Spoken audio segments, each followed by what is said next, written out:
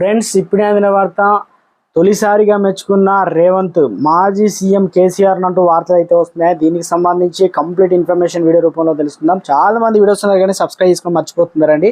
దయచేసి channel subscribe చేసుకొని bell icon all పైన ట్యాప్ చేయండి. ఇటువంటి ఇంపార్టెంట్ ఇన్ఫర్మేషన్ నోటిఫికేషన్ రూపంలో వస్తుందండి. చూస్తున్నారు కానీ లైక్ చేయడం మర్చిపోతున్నారండి. దయచేసి మీరు లైక్ చేసినట్లయితే ఇన్ఫర్మేషన్ అందరికీ కూడా రీచ్ చేసినవారు అవుతాం. ఫ్రెండ్స్, ఇక తెలంగాణ అభివృద్ధిలో కాంగ్రెస్ ప్రభుత్వం రాజీ పడదని ముఖ్యమంత్రి రేవంత్ రెడ్డి అన్నారు.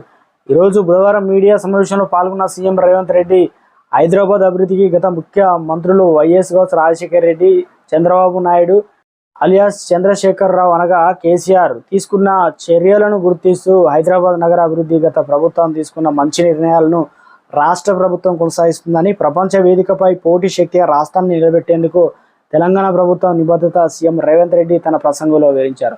ఆర్థిక వృద్ధికి అనుకూలమైన వాతావరణాన్ని పెంపొందించడంలో ప్రభుత్వం అంకితభావాన్ని నొక్కి చెబుతూ పెట్టుబడులదారులకు మరియు వ్యవస్థాపకులకు పూర్తిగా మద్దతు ఇస్తానని ఆయన హామీ ఇచ్చారు.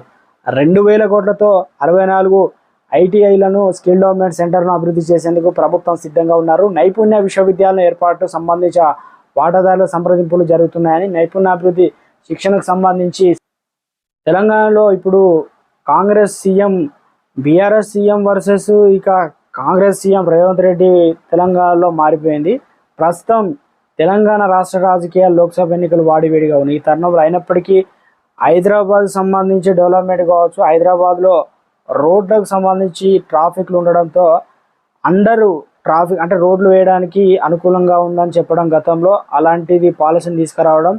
ఇక మూసీ నది ప్రక్షాళనకు 10,000 కోట్ల సిద్ధం. దీనికి ఆల్రెడీ అధికారులు కూడా 10,000 కోట్ల రూపాయల అంచనా అయితే వేశారు.